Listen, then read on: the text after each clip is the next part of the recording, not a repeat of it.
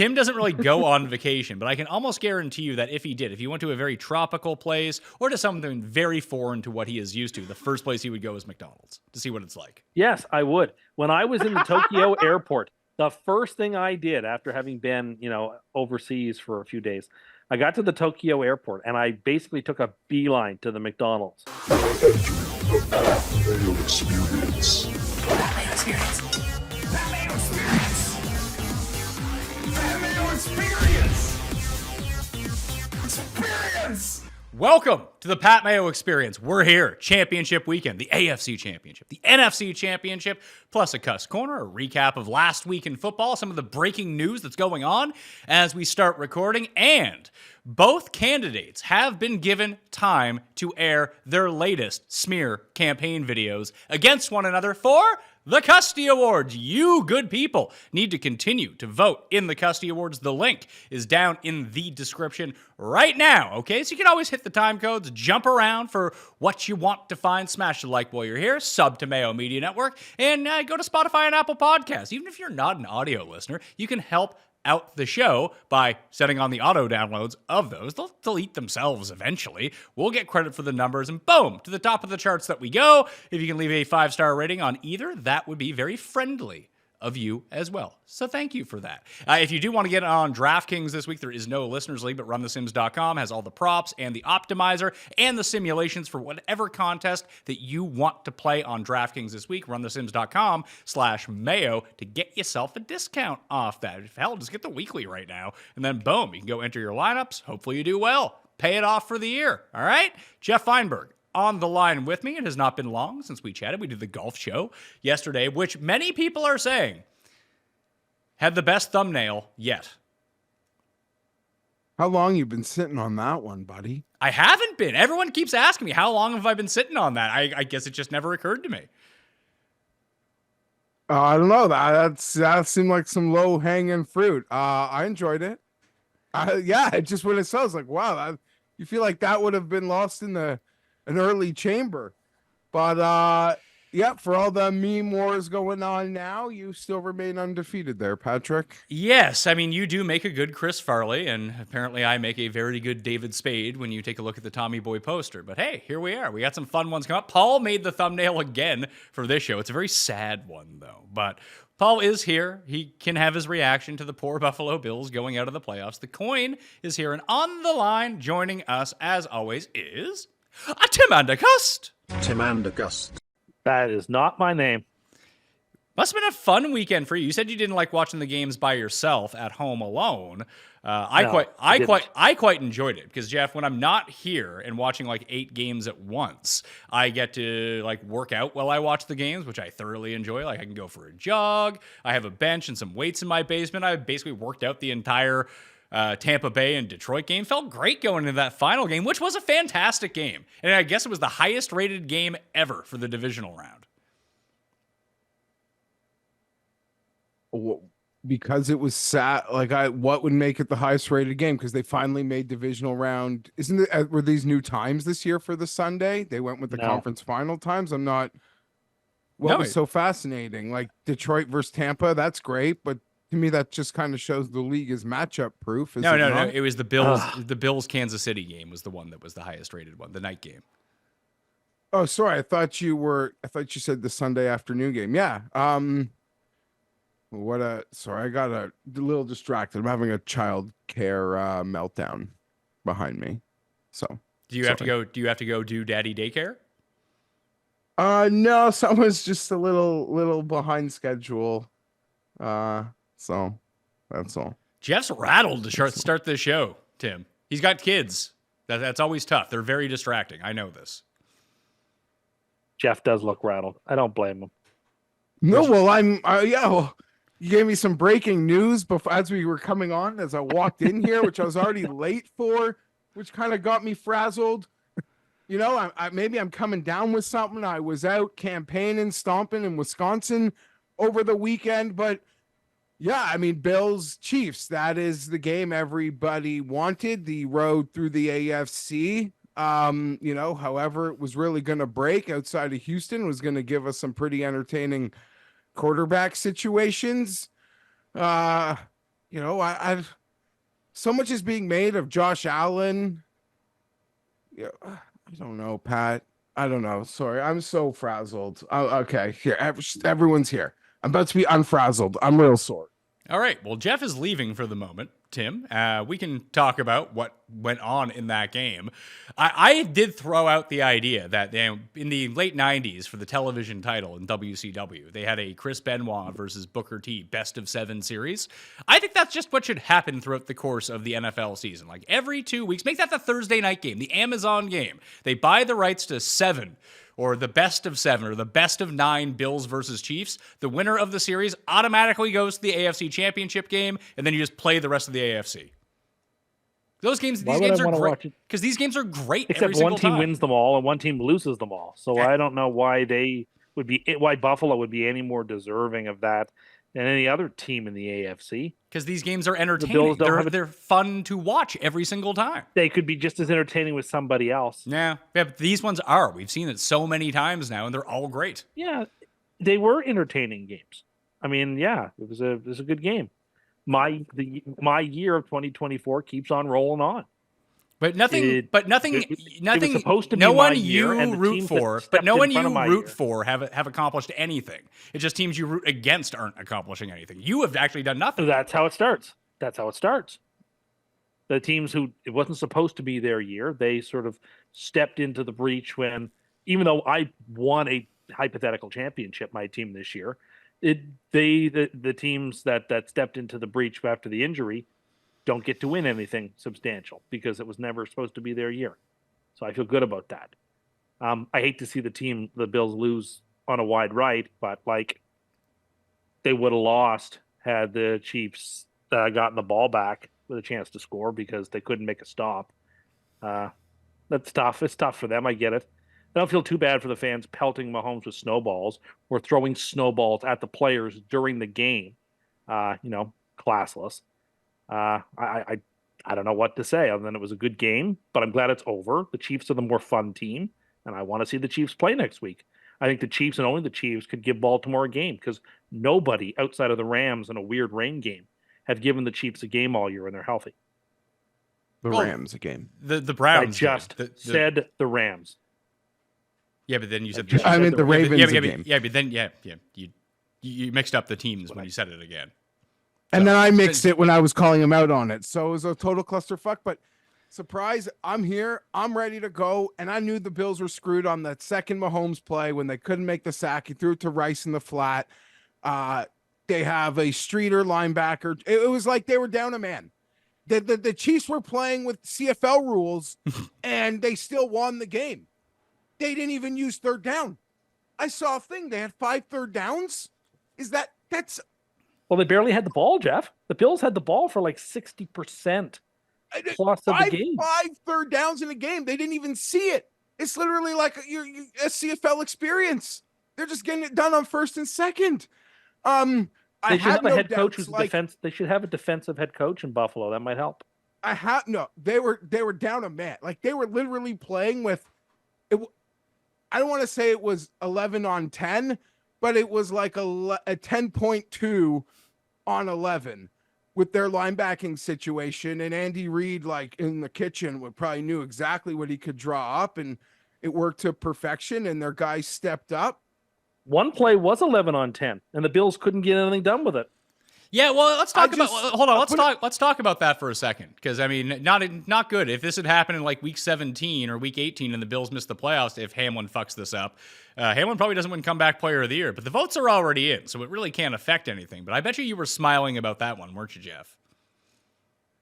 I was cheering for Buffalo, so I wasn't smiling. Oh, come on. I mean, I was able to find humor in it.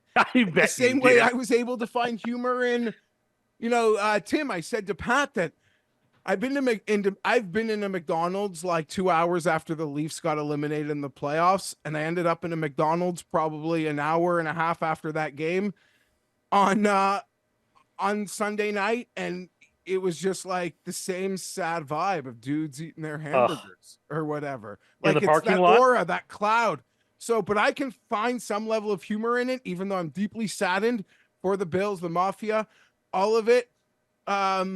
But no, I wanted them to win the game, even though I kind of felt like they were so screwed. It's a game that in the end, for as big of a game as it was, I didn't even actually have any real money on it because I just wanted the Bills to win.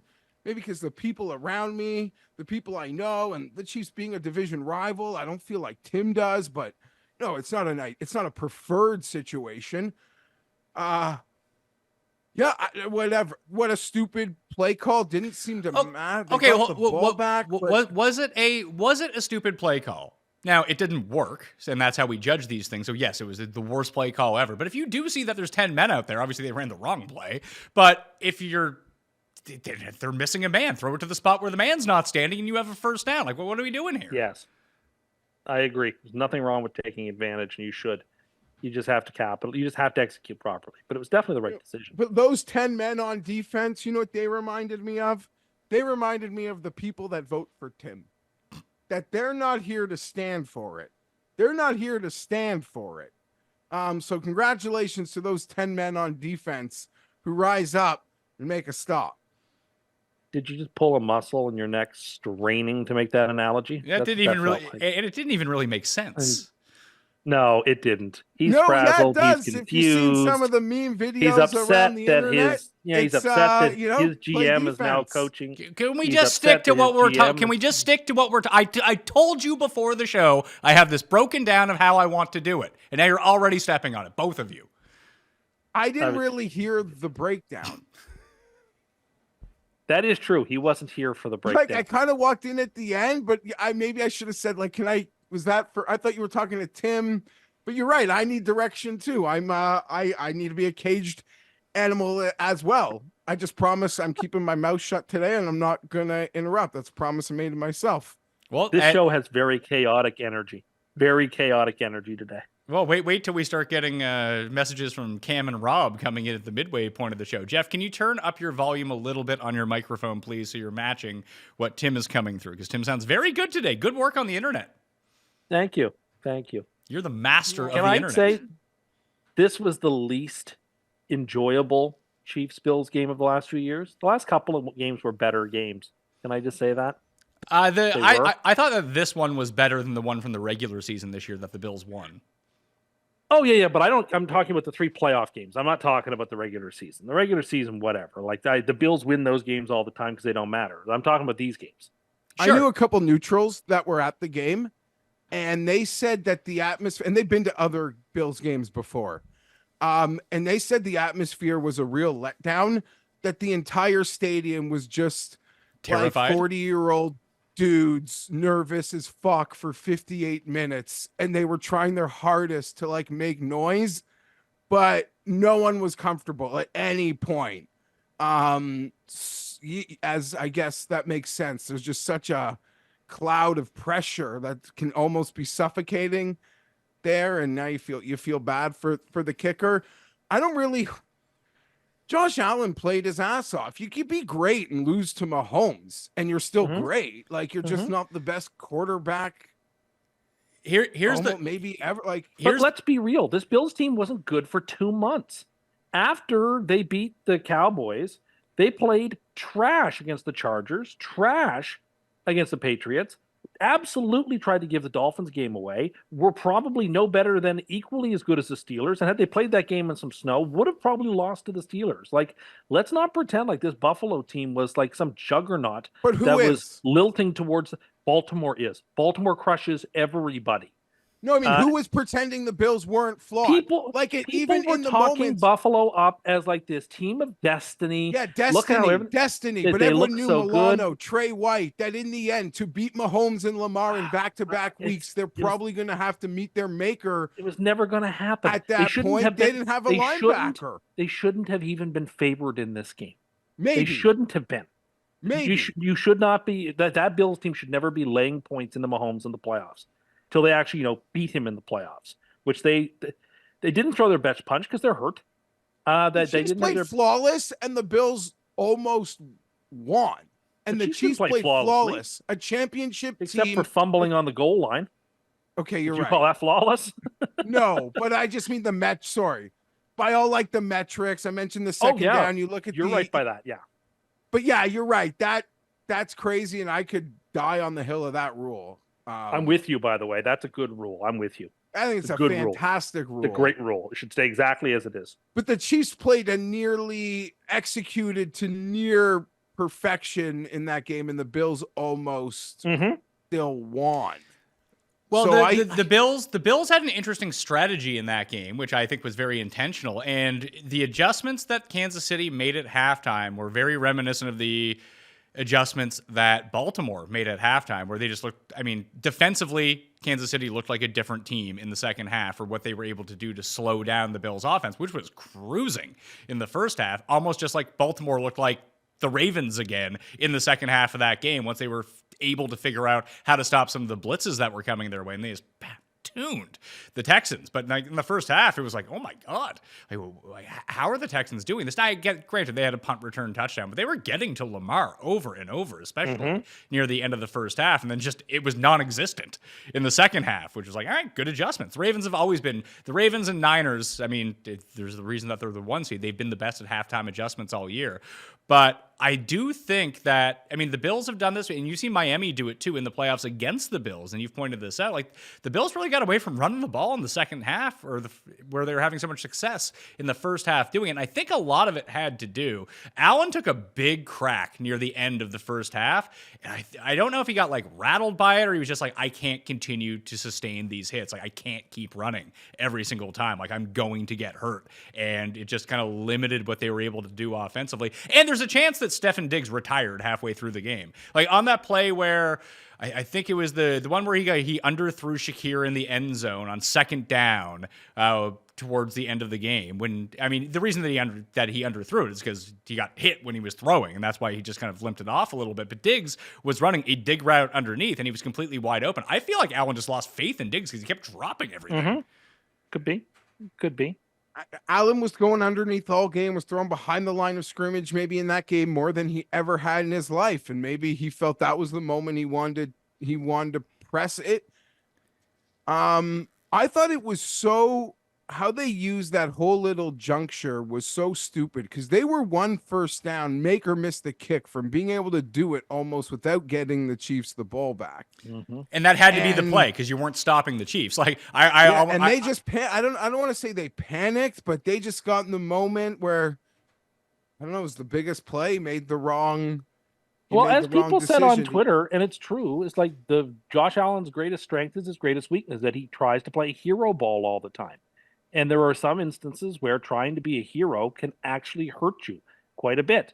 This is what Brett Favre did when he threw away the NFC Championship game against the Saints. Like, sometimes guys don't know how to take good enough and just decide they need to be Superman all the time. Well, it's great when it works, but oftentimes it doesn't work. I think Josh Allen played fantastically, but he also he made hero ball throws that were dropped, that were perfectly placed hero balls right in baskets. I'm not coming to bury him. I'm coming to praise him. Like, he played really well, but he also made 2 huge blunders on the last drive, and his team lost in part because of that too.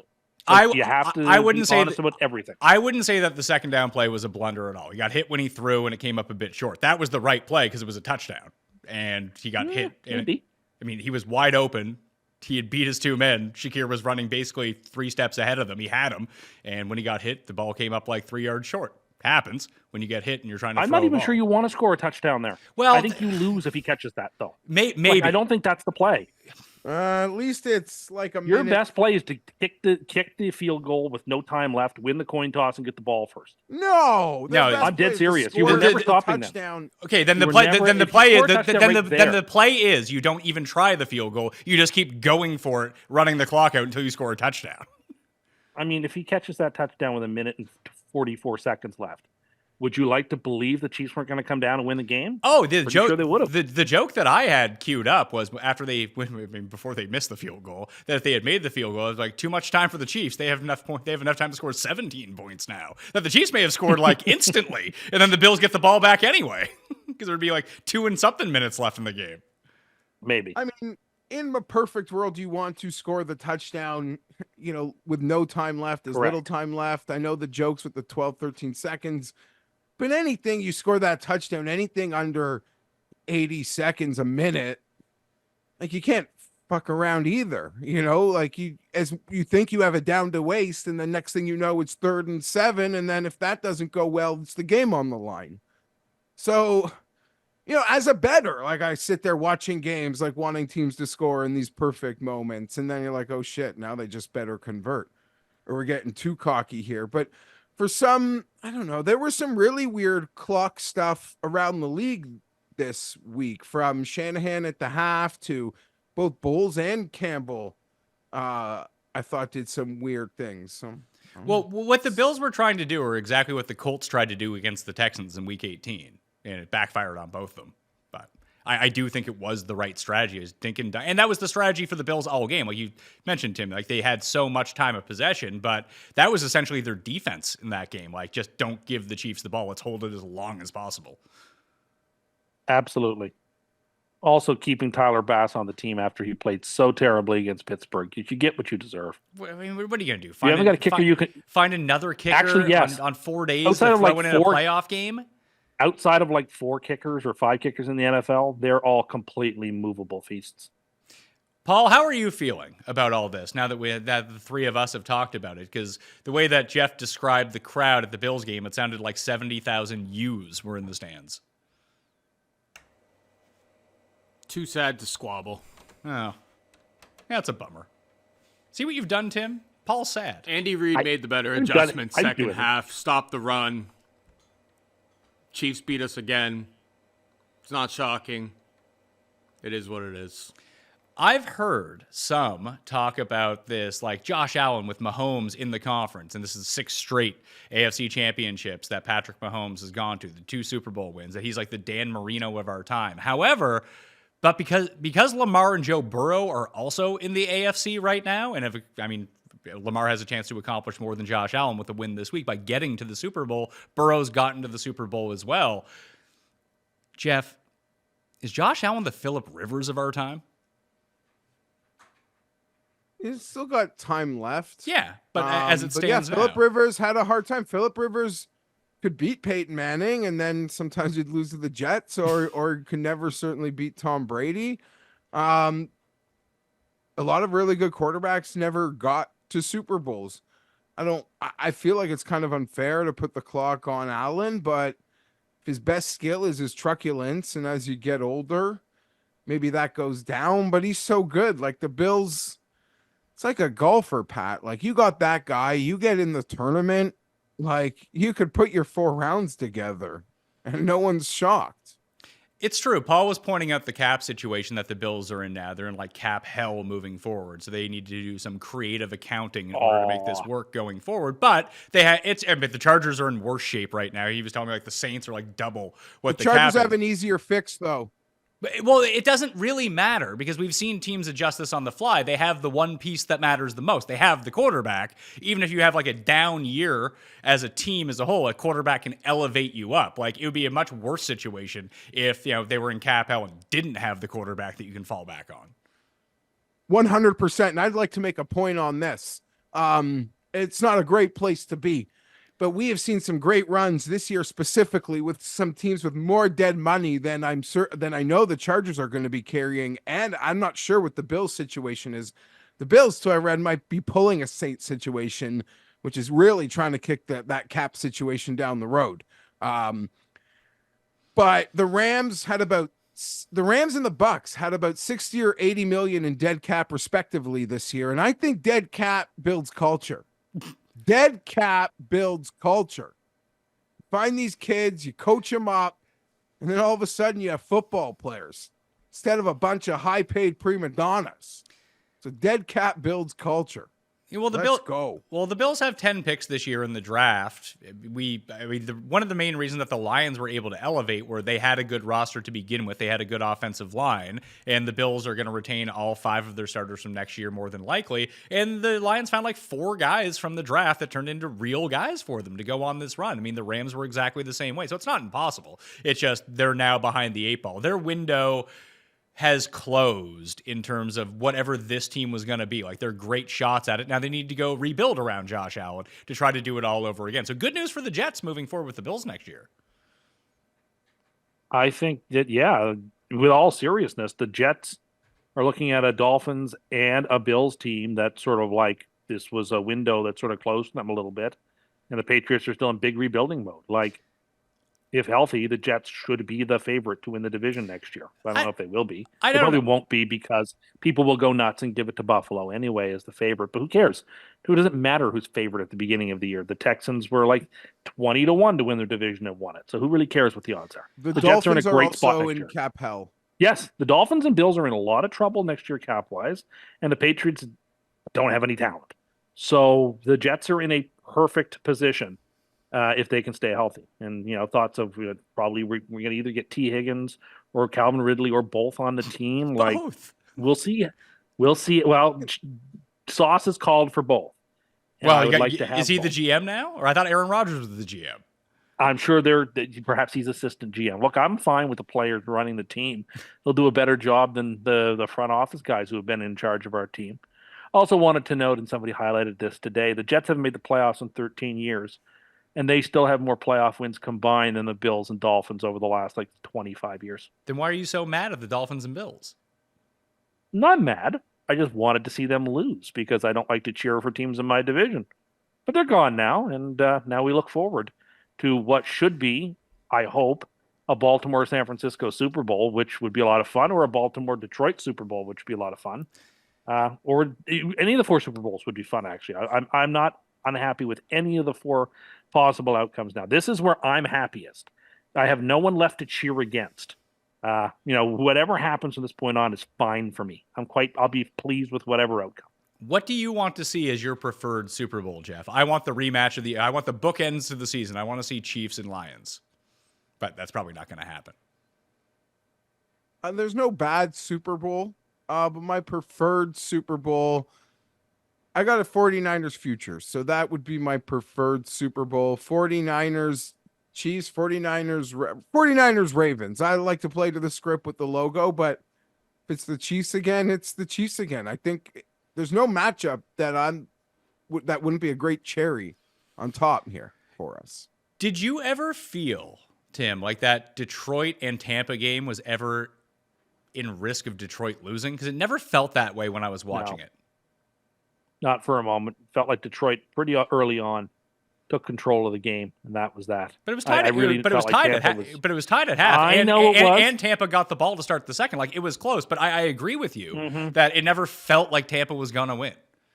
No, not at all. I felt like they were just beating at the air, and that eventually the Lions would take the opposite of the Saturday night game, where I felt for most of it like, holy crap, the 49ers are probably going to lose this game, or they really could lose this game. It was the opposite in the other NFC game. I thought that the Bucs were sooner or later, even though Mike Evans, who I'd also love to see as a Jet next year since he's not coming back to Tampa, Mike Evans, put on a fantastic performance. So that just wasn't enough. Baker did, unfortunately, the thing that Baker does, the thing that Goff will almost certainly do this weekend, which is throw that critical pick that he hasn't thrown all playoffs yet. Is every wide receiver in the NFL just going to work for scale for the Jets next year? Is that what's going to happen? No, they're gonna they're gonna be able to bring in a couple of big. That was hard for $10 million on the books. I don't hate that. Because I think Rodgers will make him a lot better. I don't hate that. Should they get Hardman back? Are you still digging Hardman these days? I feel like they didn't use Hardman correctly, but I guess I think that they did because since he came to Kansas. Yeah, they used him perfectly. They did not give him the ball. That was super sharp. Yeah, I would like to say you've seen the last of him, but I bet you haven't. Oh no, he'll get himself involved in the AFC. He'll have some end around that he breaks for 50 yards and drops or something like that. It'd be great if in the Super Bowl, Kadarius Toney, who basically helped win the Chiefs the Super Bowl last year, was one of their best players in the Super Bowl. Be great if that's what McCole Hardman does. He takes a punt return for a touchdown or something in the Super Bowl. He gets his redemption on this. But so I guess all the conjecture about the Lions and Bucs game is about their decision to go for 2 down 14 points. And everyone's making a really big deal about this. Did they not watch football all year long? Yeah, the Jaguars beat the Chargers last year because they went for 2 in a very similar situation to win. So that at the end of the game, a field goal, in instance, would win them the game, not tie it. It works as often as it doesn't. The logic is there to do it. You wouldn't do it in every single circumstance. I can imagine if you were a significantly better team maybe you don't need to play those games. But the Lions are the underdogs. You absolutely do that. Oh yeah, but see, I don't think it matters if you. I think if you're the better team and you have a better chance of converting the 2-point conversion, I'd say most definitely you do, because you still hold all of the cards in the situation. You still need to score another touchdown, and then you go for 2 to tie up the game. I mean, if you call, I'm generally very sympathetic to it, very much so. I mean, I don't want to say it doesn't make any sense not to do it, but people just presume that extra points are made every single time. They're not. They are not a 100% thing. So that's really the part that I think that people overlook when they think about the math of this. If you call the 2-point conversion a true 50-50, and obviously that's not going to be the same for every single team. Some teams are going to be better at it and have better plays and better schemes than other teams. Like maybe Tampa Bay isn't the best team for it because they only have one play, which is the play that they ran was fade to Mike Evans. Maybe you should try something a little bit less obvious next time if you're going to run that. But you can still score the touchdown and get the 2-point conversion to tie the game. At least now you control your destiny. You know what you have to do. And if you're a really bad red zone team, like a team like the Jets, for example, should never do that because they were at like 28% or something. I'm not joking. They're like 28% or something in red zone efficiency. So maybe a team that's god awful in the red zone doesn't need to do that. But a team like Tampa, who has a couple of excellent receivers, or they can just run the ball. There is nothing wrong with running that ball in from the 2-yard line. In fact, if you spread them out, and you're in single back and you hand it to the back, the way that he was running could have absolutely scored the 2 that way. Like I had no problem with Tampa doing what they did.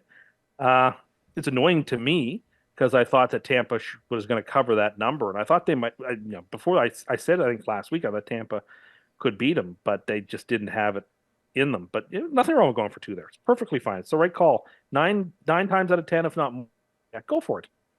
We've spoken about this before. And Pat, whether I brought it up or you brought it up, we've discussed that they need to have a guy in there, much like they have the rules official, like Dean or Rob Pizzola in the booth. Sure, whoever breaks it down. And I saw Greg Olson, who became a bit of a thing this week because Wilbon, yelling at clouds on PTI, and Greg Olson, who was in the booth in that game, was Collinsworth. It was Collinsworth in the booth. Sorry, Greg Olson, who was, I guess, defending the guys in the booth. You're right. Sorry.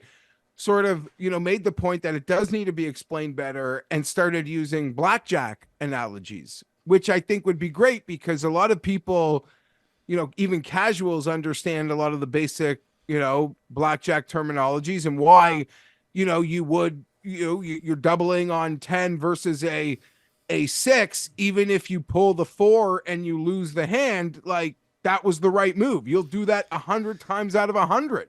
Jeff, I have played enough blackjack in my life to assure you people do not understand blackjack strategy. I think that's very simple. That's very simple strategy. Yeah. I don't know. It's simple enough. I think people. This one is more like taking on 12 versus a 2. Because you should take on 12 versus a 2. You absolutely should, but like the margin is super thin on that. It's not the way like taking an extra card on a bus card is. No, but I would say, what Tim just said is actually kind of the perfect analogy for this 2-point conversion conversation, because the margins are so thin, hitting 12 against a dealer showing a 2, because what you're trying to actively do with 12 against a 2 is you're not hoping that the dealer is going to bust. That's an out, but you're trying to get to 18, or I mean, obviously you're trying to get to 21, but you're trying to make a hand off your 12 that is going to be whatever hand that the dealer makes off the 12. It's not just like, 2, face card, bust. Like, how often does that ever happen? That only ever happens after you've hit 12 and you've busted. That happens. Oh, no. Dealers make hands off of 2s. Of course. They certainly do. They're good at that.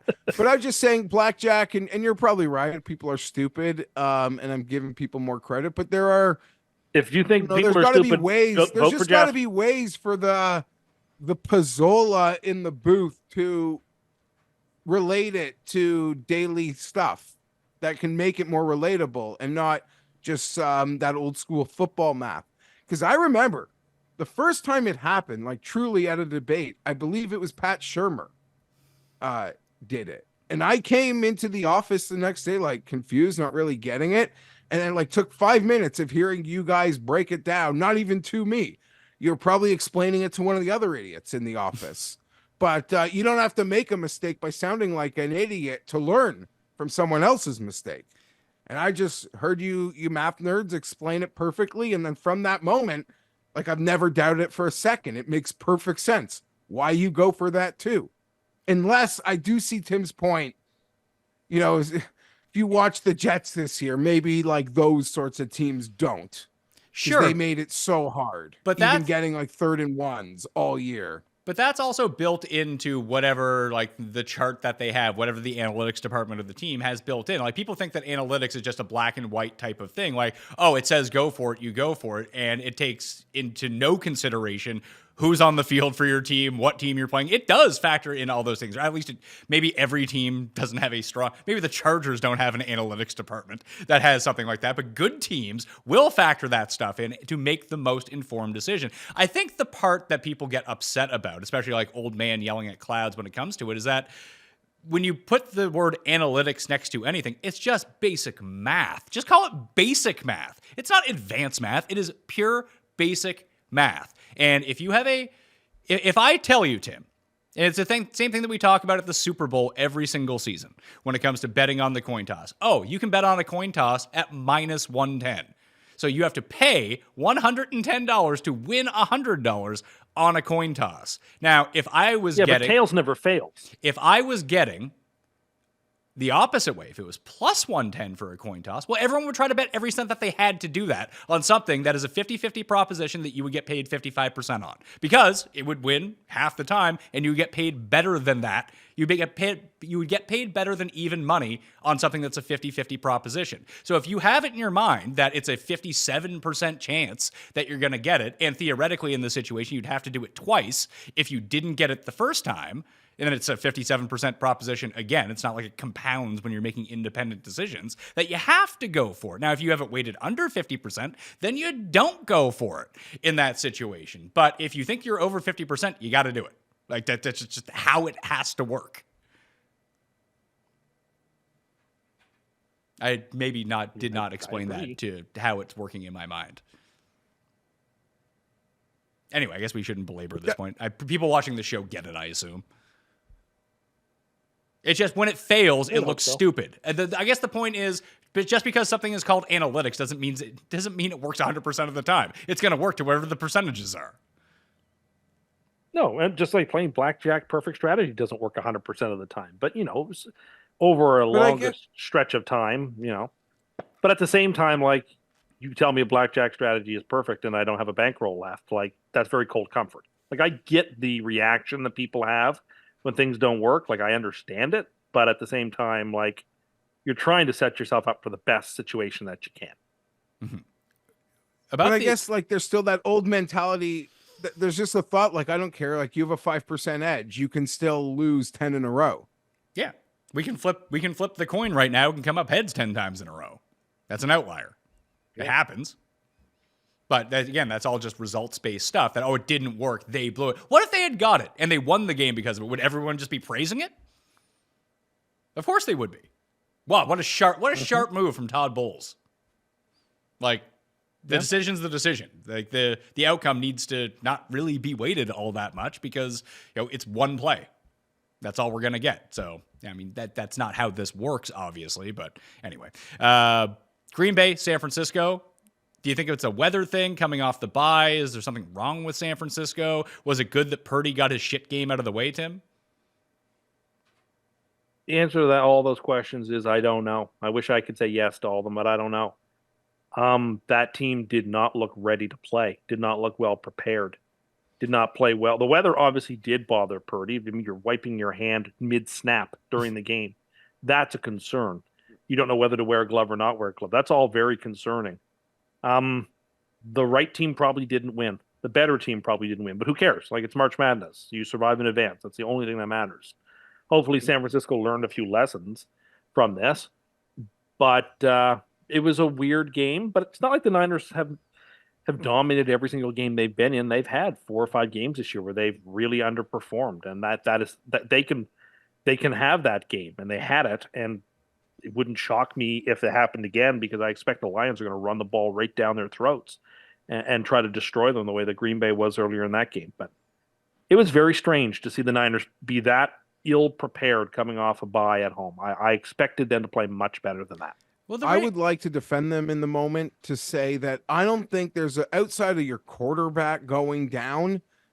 When you're Kyle Shanahan and you've put in your master plan, your team has practiced it, you've worked on it, you've worked to execute it almost to perfection for 2 weeks of game prep, and then your ultimate chess piece goes down in like the third play of the game, the whole thing gets like, to have extra time to prepare and your most important piece goes down on the third play of the game.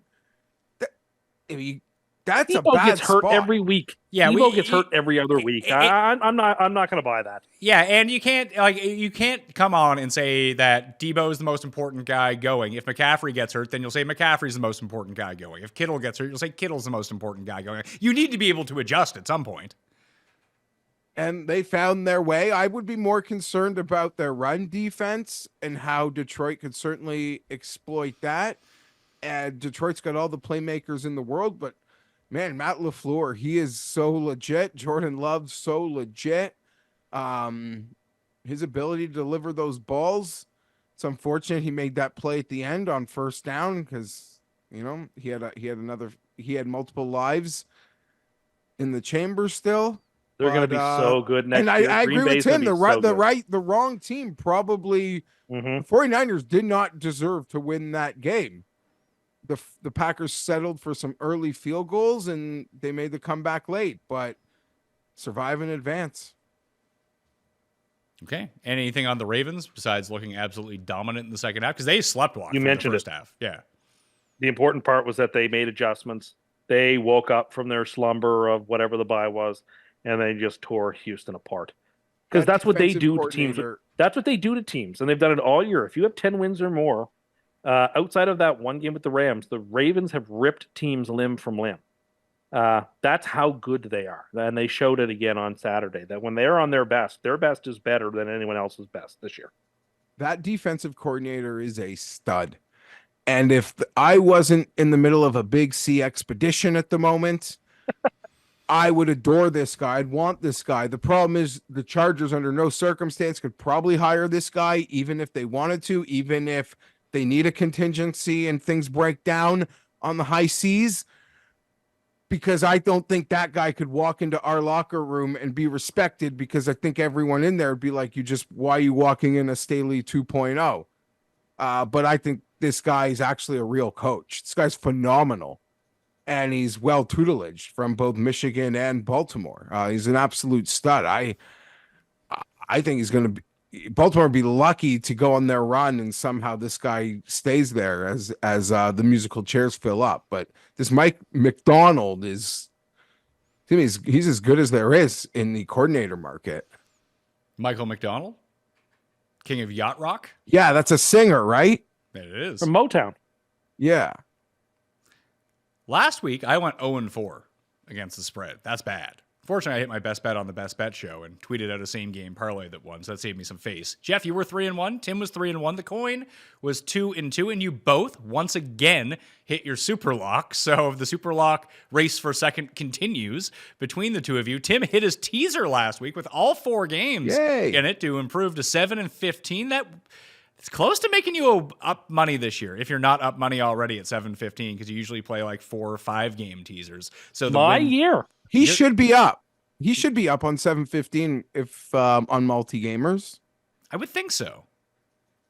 Certainly not losing. For sure, yeah. Yeah, so up marginally this year. That's the biggest win you've had. That's last year's stuff, though, Tim. Really. Yeah, that's true, except for this one. But I won this one, and this one's in this year. This is my year. 2024 is my year. I laid down that marker, and I've been right every step of the way. Well, you haven't been wrong in 24 yet? Not really. I even brought up that young fellow to you guys in the thread, and he didn't lose. That's true. You asked if you could cheer for him or not. Dunlop. I brought him up, and isn't that usually, quote, the kiss of death? Well, you didn't say it had no effect. But you didn't say that you were cheering for him. You just said, "Can I?" And Geoff and I were too afraid to respond. What we should have done was, said, "Yeah, go nuts, tweet this out." Okay, because I'm a big fan of this Dunlap kid. You're really hoping he goes to Live, don't you? I think he would be a great get for Live. Legion 13 could use him. So some breaking news, as I mentioned, Geoff, before we come on air. Your boy, Tom Telesco, the new GM of the Raiders. I will tell you, I am floored. I'm floored. I don't know whether, like, I'm in a mix of laughter and shock. Tim could probably attest to this, as could any football fan listening. The recycled GM spot, it's very rare. It's like become hyper rare. Some coaches get a second chance, but the second chance GM, it's a thing of the past. I don't know how this guy got this job. The Chargers. He has hit on 4 first-round picks. Outside of that, we have nothing. Find me a guy drafted in like the 3rd through 6th round who's contributed in 4 years. You couldn't find it. You couldn't find it. Part of me is thrilled. I don't know what this is. Like, you want enemy intel on us? Like, what's our operation? The whole thing's hopefully being blown up anyway. Someone new's coming in. I'm shocked how the guy, he had the job for a decade. We didn't go to a conference title game. We didn't do anything. And he had a quarterback every step of the way. I like Tom Telesco. I stand for Tom Telesco. Really, up until this year, I always felt he did just enough to keep his job, be it hitting on a high pick or be it like every 3 years or so we would make the playoffs and usually win a game. One. So he always, like, just when it was time to go, it was like, oh, okay, we did it again. Fair. I don't know how he got a second chance. The types of GMs that I feel like have built such better rosters around the league, like even the guy who got axed, I know we made the horrible A.J. Brown trade, but the guy that drafted that whole Tennessee team forever, John Robinson. Like, there are just so many guys that have gone to Super Bowls, like so many GMs that have done so much more than this guy. So I am just shocked that with how rare it is to get second the recycled GM market, this guy got a job. I'm Lord, congratulations, buddy. You're with Tillery again, pal. Maybe the Raiders felt good that the one thing that Telesco's worst at, which is hiring a coach, was already done, and so they didn't have to worry about that part of his repertoire when they brought him in. Building a roster. What do you mean hiring a coach? There's He's no good building a roster. foundation. That Chargers team's been competitive year after year after year ever since he's been there. There's no look at our drafts. I beg you, did you stare at our drafts? You would be like, I don't know who anyone. We haven't signed anyone from like the 2nd through the 7th, the 6th round to an extension in years. Tim, isn't that like the ultimate indictment of a GM? Like, do you know how many extensions through the middle of the draft are going to have come out of Seattle, are coming out of Detroit right now, are coming out of St. Louis? There's not a single guy that we have re-upped from the draft outside of the first round in forever. How did this guy get a second go? It's in our division. I should be blessed. I'm more in a shock. I will turn to laughter. You beat us 62-7.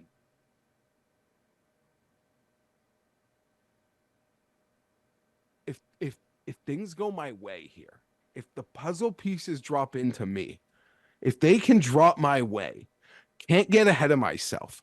Oh my God. The turn of events that 62-7 game will have had on both franchises. Like, holy fuck. God bless you, Raiders. They weren't the only ones to hire a GM today. The Panthers hired a GM too. They hired Dan Morgan. Weird. Isn't Dan Morgan the guy who wrote, the hell was the name of those books? Da Vinci Code? No, it's Dan Brown. No, it's not Dan Brown who wrote the Da Vinci Code. That's not the GM for the Carolina Panthers. Who the hell was Dan Morgan? You think I'd know this, but I don't. He's a former linebacker for the Panthers. Dan Morgan played linebacker forever. He played linebacker for the Panthers. Okay. No, I don't know. This is like, why are they making an organizational figurehead the GM? This is a very strange hire. I know there's some talk that Brant Tillis, senior VP out in Kansas City, is going to come over and be ahead of Dan Morgan, but like this is a 10-year linebacker who's probably got CTE, who's a lovely guy, University of Miami, like a great player. It's a weird hire though. It's an organizational figurehead. He doesn't need to be the GM. You're saying he could have been hired as the mascot at a cheaper price? I'm not saying mascot. There's like a range. There's assistant GM, which he was, and you could have forced the new guy to just keep him there. Or there's like a dude that's like, he's just omnipresent and he runs the alumni association. It just seems, I don't know, like it seems like it's a football guy, which has worked at head coach, Pat, but no, there's a lot of football guy GMs. Chris Spielman's done it forever. John Lynch has moved in. He's doing a great job. It just seems like my first instinct was they made the organizational figurehead, granted a former assistant GM, into the GM spot. That one kind of caught me off guard, although we should have been surprised. We shouldn't have been surprised. Greg Olson on Pat McAfee, according to my Google search, says he's got a lot of Dan Campbell in him, Tim. Well, I don't know how Dan Campbell as GM would work. Works as head coach. I can't speak to it. I don't know anything about Mr. Morgan. Sorry. He's the captain. Maybe it's a nice promotional tie-in. They're trying to generate extra revenue. All this sounds like to me, Geoff, is he'll do what the owner wants. So let's hire this guy. Yeah, of course, but you actually want the guy, like the GM. Yeah, a yes man at GM, like I get it, but you want like a deeply entrenched football guy. But maybe I'm missing something here. Maybe he's good. As I mentioned, they're bringing Tillis, I believe, from Kansas City, who could be like the de facto GM, and they like Dan Morgan enough. They gave him this title. I've only heard good stuff about the guy that they're bringing in to be ahead of Dan Morgan. So we shall see. Brian Callahan, Tim, got hired as head coach of the Titans, or is getting hired as head coach of the Titans. So the Bengals are losing their D coordinator. Offensive coordinator. Oh, yeah, sorry. Bodes well, I suppose. Didn't call plays. Yeah, it That didn't. means No. anything to you. But that's okay. He spent time with Burrow and with Carr in Oakland, and so he's got some pedigree. I don't know. His father is also a current coach in division. I wonder if his father will remain offensive line coach in Cleveland or not. It is, and It's not the same division. yes, it is. Oh, yes, sorry, they were in the same division. Now he's moved out of it. Sorry, same conference. Wait, hold on. Were you thinking like 30 years ago? No. He's leaving the Bengals. I don't know why I was thinking Bengals. He's leaving the Bengals and going to the Titans. I don't know. I don't mind the hire. I think it's fine. It seems young. Seems like an interesting play caller. He could very well work out. Why couldn't it? It's what I think the Titans have to do in this circumstance, because they are most definitely not, like, they are not rumored for any of like the prestige coaches that are currently on the market. So they get to hire. They fired one. Yeah, well, they get to hire their version of Staley in a weird way, and they have to hope it actually works out in the good way, not the bad way, right, Geoff? Or their Zach. Yeah. But these is also an offensive guy. You team up an offensive guy with the young quarterback. Because in Tennessee, for as great as Vrabel was, and I put him on a pedestal, even if he doesn't get a job in this cycle, he can like sort of loom over next year's cycle. And any team that sucks in October, he's going to be the guy the fans are clamoring for. But he lost like Arthur Smith. He lost LaFleur. So obviously, like, ownership in Tennessee sees like, no, we want the offensive guy who's going to stay with the young quarterback. We're trying to make a thing. That being said, the process in Tennessee, I mean, like, you go from Vrabel to this guy, but they were a little, I don't want to say late into the process because it's been very slow league wide, but they hire a guy the first day you're allowed to bring in anyone who's employed by another team in-house for a second interview. Like, it was obviously very methodical, almost like they knew exactly what they wanted before the process even started to make their move that decisive and quick. I guess that makes sense. Probably enough time on that. All right, let's get to what I call the equal opportunity part of the show. I said at the beginning of the Custys campaign that this show would provide equal time for the candidates to make their pleas, put in their videos, campaign stops, whatever it might be, and the campaigns roll on. We are into New Hampshire tonight, people. So new campaign videos dropping in the most insane campaign for the 2024 Custy Awards. You can always vote in the Custy Awards for free down in the description. If it gets popular enough, Tim, we can start charging people to vote in the Custys, and that's where the real money comes in. A poll tax? Yeah, a poll you're asking for a poll tax? I'm not. I'm not asking for the poll tax. It says a way to generate extra revenue for the show. So I have a few ideas here. One, I mean, your guys' super PACs are flush with cash right now with the amount of memes and videos that are coming out of it. But what I wanted to do, and I was talking to Paul beforehand, we've never done a live Cust Corner. But what I think that we could do is get some contributors. We do the show live. It's a live debate for the Custys. And that will be like sometime at the end of February. Would you guys be down for that? Would the people out there, you the people, would you watch a live debate for Most Insane for the Custys? I would. Can I walk around Geoff like Trump did to Hillary and stalk him? Make him intimidated? I mean, if you could get yourself to Toronto to walk behind him, sure. Geoff, would you be down for this, or you just don't want to? Or you're going to be like Biden? You're going to hide from the debate? No, I don't need to hide. I think. You're not going to run a front porch campaign, are you, Geoff? No, I'm knocking on doors. I got nothing to hide. Tim's got really nothing much to run on other than getting on his hands and knees and begging everybody. So vote for Geoff, please. I'm happy to debate. All right, so maybe that's what we'll do. I'll try to gather some videos from some of the contributors across Mayo Media Network, and I'll have more information on this because I'm just kind of coming up with it on the fly right now. But maybe even some of you, the people. The way that I think that we should structure it is like people send a video in of like a Cust Corner topic, and then we talk about that. I think that's how the show would actually work. But I think it could be a lot of fun, and I think it could be live, and I just think that would be very interesting. We get great rating, the highest rated debate in the history of the Mayo Media Network, people. That's how this would work. Great ratings is what I'm looking for. I'm on board with this. All right, so let's say Pat's face for Tim, the Mayo Media Network symbol for Geoff, for whose video goes first. Geoff is the winner. Last week. Well, now that you've said something, you just won, but you interrupted me. So Tim, set up your video. You can go first. No. I don't want to give Geoff any reason to complain. I will be a perfect gentleman here. I'm going to be the perfect gentleman here and let Geoff go first. Set up your video, Geoff. Set it up. It's a great video. It was running in Wisconsin and throughout the Midwest. I had a big ad buy over the weekend and been holding this one out for the world premiere here on this week's episode. So here it is. Stay safe. Tim, he's hate crime towards corn dogs.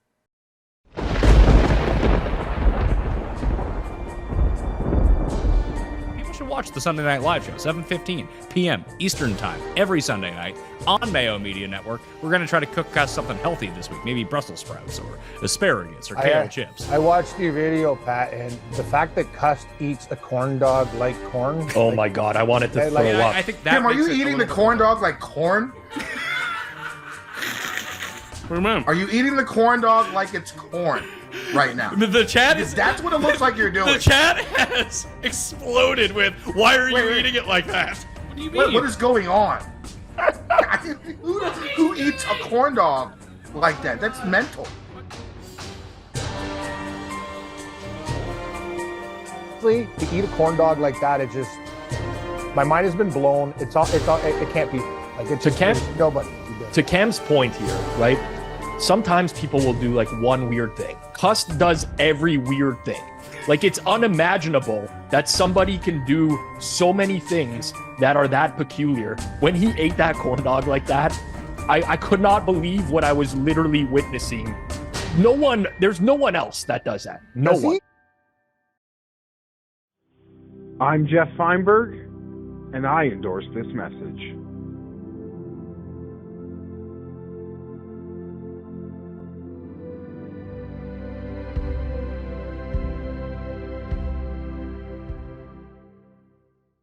And that was from the Vote for Tim campaign.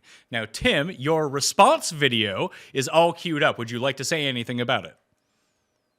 I would like to say that our video is not merely just running video clips, that we're actually taking the time to entertain you, the people, by putting in funny and intelligent memes into the video because we respect your intelligence enough that we think you just don't want to be lectured to and told with a wagging finger how to vote, but you want to have some fun and have some laughs.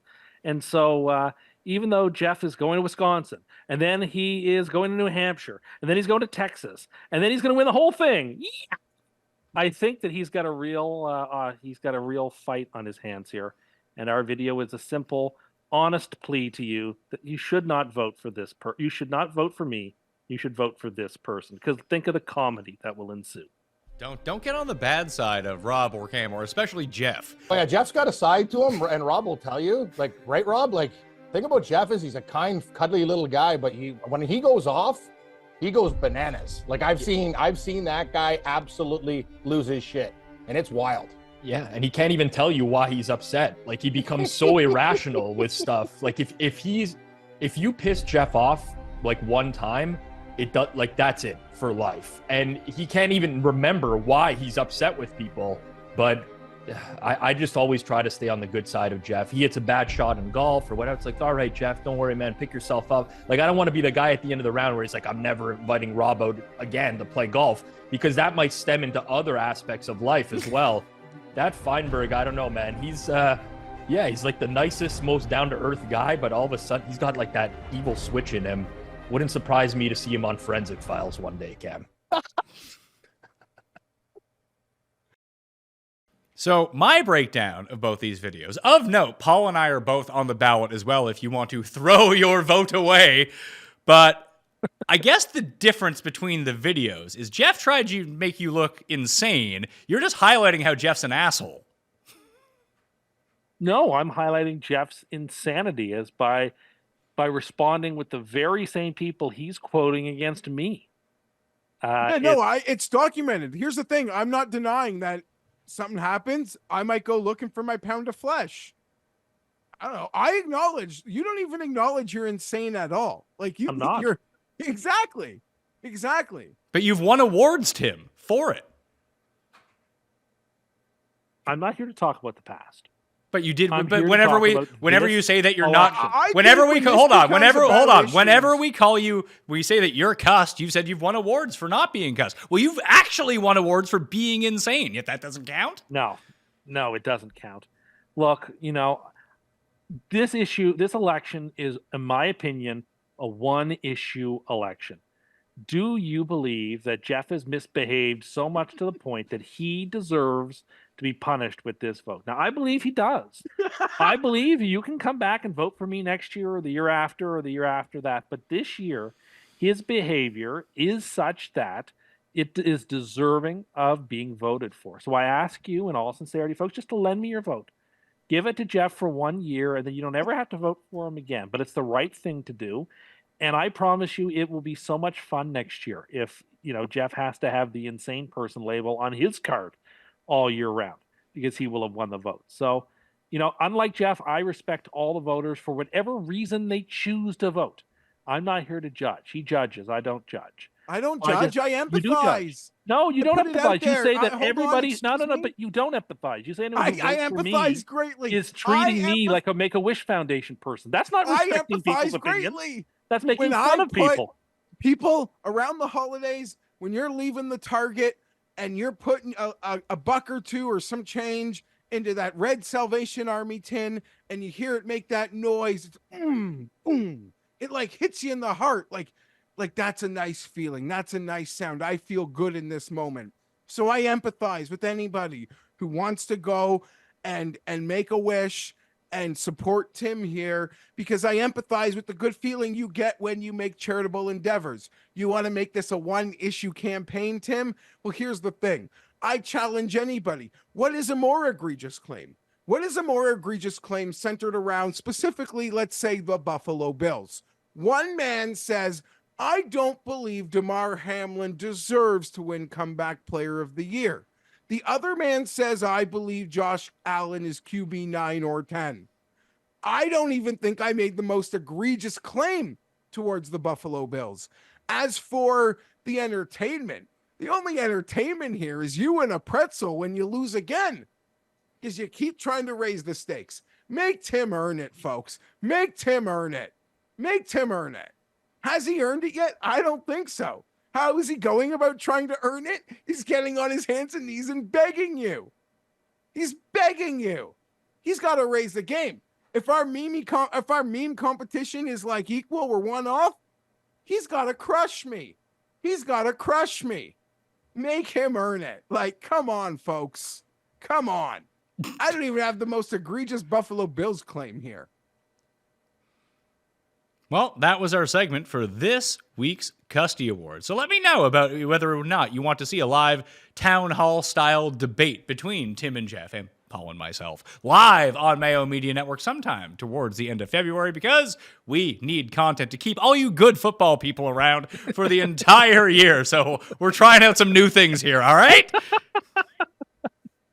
It's true. We're starting to run out of content. Let's go to the AFC Championship game. You got the Chiefs at the Raisins of California, or the Ravens of Baltimore. I never get that one right. But they're 3.5-point favorites at home. So, Tim, the Ravens have, Lamar's been your guy. You jumped off whoever it was. You picked the Jets in the AFC. So you've been on the Ravens for ages now. And per DVOA, they're one of the most dominant teams of all time. The offense, the defense, they look great in that second half against the Texans. But now we're in a situation again where now Mahomes isn't not only an underdog on the road, he's a 3.5-point underdog on the road. That's a lot of points for Mahomes. Scares me. A lot of points. I mean, the logical thing to do is to take Baltimore because they blow out all the good teams. But it's so hard to pick against the Chiefs. I'm going to pull a Fienberg. I'll pick the Chiefs to cover, but I think the Ravens win by 3. I think the problem is that 3.5-point line seems such like a sucker line. I know. The books are just begging you to reach out and bet on the Chiefs. Come on, they just beat the Bills. It's the Chiefs. Now you're getting 3.5 points. Come on. I can hear P.T. Barnum just begging you to bet on Kansas City plus 3.5. And I am going to be a dupe and go with that way. I think the Ravens will win the game by 3, 30-27. But that means I think Kansas City will cover the number. I think the Chiefs played about as well as they could, to Jeff's point earlier. They played about as well as they could play last week. And if they play that well again, that will not be enough to beat the Ravens. They have to play even better than they played last week, I believe, than what they did. Because unlike Josh Allen, who's a very good runner, Lamar's a better runner, and he doesn't take the hits. They have just, I think they're a better coach team. I think that home field is more electric than there isn't the anxiety in Baltimore the way there was in Orchard Park on Sunday. I don't think that's going to be the dynamic. It's supposed to be perhaps a little rainy, but it won't be cold. It should be a good game. I hope it's an exciting game. The Chiefs, I think, won't cover the number barely, but I like Baltimore to win. I'm going to take the Chiefs plus 3.5, Geoff, and I'm going to be Squarey McSquarerson on this one, because maybe I'm dead wrong, and just I'm seeing it the same way that Tim is, that this feels like the ultimate sucker line. It certainly does. I don't have a strong opinion, but I was very bullish on the Ravens all year, or even in the preseason. I'll have them bring me over the finish line. Does seem like a big sucker's bet. Like, I don't know, were we getting those 3.5s with Brady in these spots? Never. I know that seems so weird, but Mahomes, he's magical. He makes everything happen, and the fan base and the Chiefs themselves are going to be galvanized. Again, they're going to find disrespect and discourse or the point spread. I'm just taking Baltimore. I've also, as I mentioned last week, as things were starting to feel real, and as they are in this moment, at least in the moment of the recording, I am, we got to support friends and family in these moments. And, coach, hopefully we're allies. Although we're on each other's schedule next year. Maybe that could be a banner drop. Okay. I'm on the Ravens. I'm going to lay the hook. I don't know that I could bet it in real life, though, but I'm going to take the Ravens here. But it's just beautiful. Football. This will be better than I'd rather get together with my buddies on this Sunday than the Super Bowl. I would agree, because the people that are going to show up for conference championship weekend, they're not the hangers-on. They're not the casual fan. They're people who are interested in sitting down and watching 8 straight hours of like championship football. That being said, the problem is this used to be a great day to hang out, at least for me and my buddies, when they did the old school start times. But as we've all sort of gotten to 40, flirted with 40, crossed 40, had children, the 3:30, 6:30 Sunday, as Pat said, it's just like me at home, like with the kids doing whatever they want. But it's an impossible like hangout time. It really is. Really, like it's 1 and 4. At least you can make an early game work or a bit of both windows. At least in my world and weekend activities, 3 to 6 is the modern start time for conference title games. It's impossible for me to hang. Maybe I'm a pussy. Well, I think it really depends. Like I really, there's certain periods of nighttime I can't hang out because I have to go put my kids to bed. If we had 1 kid, it would be easier, but I have 2. You have 3. Like that's nearly impossible for you. And also, like I burn my equity. Like I disappear all Sunday for the 7 TV slates. And you know, next I know week, and when in 2 weeks' time, you're going to want to go out to watch the Super Bowl. Yeah, I can't wait to go out to watch the Super Bowl with my friends. But it's gonna be, and what a cherry on top. We're gonna be privileged to watch. Whoever wins this game. It's just there's the storylines for the Super Bowl are going to be fantastic. Doesn't matter. And you get who to wins. watch like 3 hours of the Waste Management Open beforehand. So that's great. Got guys in the running. Even if you don't, it's fun to watch. You're right. It's a nice day. And I have friends of mine who their significant others will probably don't look at me the same since that Ricky Fowler meltdown on a Waste Management before a Super Bowl once that he still won. So I embarrassed myself for no reason. Hey, he ran down my guy Brennan Grace because Grace put it in the water on 17. That was terrible news. Did not like that one bit, but I'm glad that you hit your bet. So it's going to be almost a round of Kansas City here. So everyone is taking Kansas City, coin included, except I took Baltimore. No, Geoff is taking the Ravens. Except for Geoff. Oh, You got to let me finish when I say these things instead of just cutting me off, both of you. So I failed again. Vote Geoff. At least he shows remorse for it. You're just like, yeah, I'll keep cutting everyone off. Yeah. Yeah, no respect for the people on this show, huh? Or the listeners at home. I have great respect for the listeners. Doesn't seem like it. I'm a man for the people. Well, I watched a That's campaign. a lie. I watched a campaign video from Geoff where you hate trade workers. So Well, see, that's very no. Hold on. I have incredible respect for trade workers. Doesn't sound like it. I can put up my own drywall just as good as anyone well, else. It's not easy, but like I watched you in a YouTube video take apart your car window and put it back together. And if you could do that, then I'm sure I can watch videos on how to put drywall up in my house. This is why Geoff says that you have no respect for trade workers. I have respect. It's like saying I have no respect for astronauts, but I could easily go into outer space. It just would require me to spend 2 to 3 years training nonstop to be in tip-top physical condition in order to go up there. I couldn't go up there the way I am now, by no means. But absolutely, if I decided my only goal in life was to be an astronaut, I could absolutely do it. It would take me time and effort, but the same is the case with you or with Geoff. I don't think you have the required math skills to go to space, to be an astronaut. I think I do. You could be a tourist in space, I suppose. You don't. You might be the smartest person who sucks the most at math that I know. You only seem to understand the theoretics of math. I can go out on a spacewalk. No, I don't know about that. But again, not now. I'm saying it would take 2 to 3 years of intense, nonstop training. But if I did that, I could easily be. Hold on, though. But 2 or 3 years ago, you claimed you could do that space free fall. That's different. I could do that tomorrow. That's different. That's just you were in. That's different. That's just falling. That is not being an astronaut. That's just walking up to the edge of a platform and letting Sir Isaac Newton and gravity do the rest. And you would live. Not the same thing at all. You would die in your suit on the way down.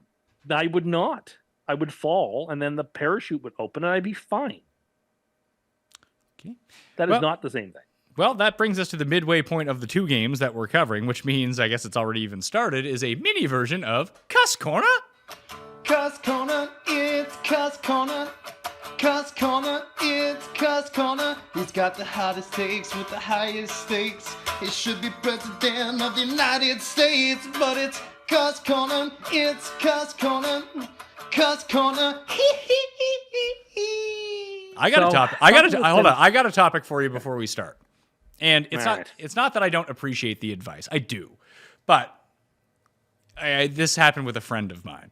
I'm not going to name names because, I don't want to have a Ned Isakoff situation on my hand here. But I was asking him, because I'm going to a place where he's been. And I'm only going to be there for like 1 or 2 days. And was like, tell me the place where I need to go eat, like a good restaurant that you went to. He walked me through his entire fucking 14-day trip. I get that he's excited to tell me about his trip. I need one place to go to. Just tell me the best place you went. I'll look into it. I'll go there. If it seems like I don't like it, I'll ask you again. I don't need the 35-minute ramble on about every single thing that you did on a 2-week trip when I'm going to be there for 2 days. I can have my own experience when I'm there. I just thought, hey, maybe this is the one thing that you want to check out. So I think that kind of applies across the board. When someone asks you about this sort of thing, whether it be travel or something that you're going to go do, just a vacation in general of, Tim, you asked me, I went somewhere, like let's say I went to Nice last year. If you were going to Nice next year and you asked me, hey, what should I do in Nice? I would give you one thing that you need to do. You can figure out the rest. Anyway. Yeah, essentially what people are giving you is a modern version of a slideshow version of their trip. Yes. Yeah. I just wanted to get that off my chest. Because if you ask for a blow-by-blow account. You got to play the hits. It's like you're going to see a band, you just want the hits, buddy. Give me your hits. I'll work it out from there. If I don't like it, I'll move on to the next hits. And then if I don't like a couple of your hits, then I'm not listening to your songs anymore.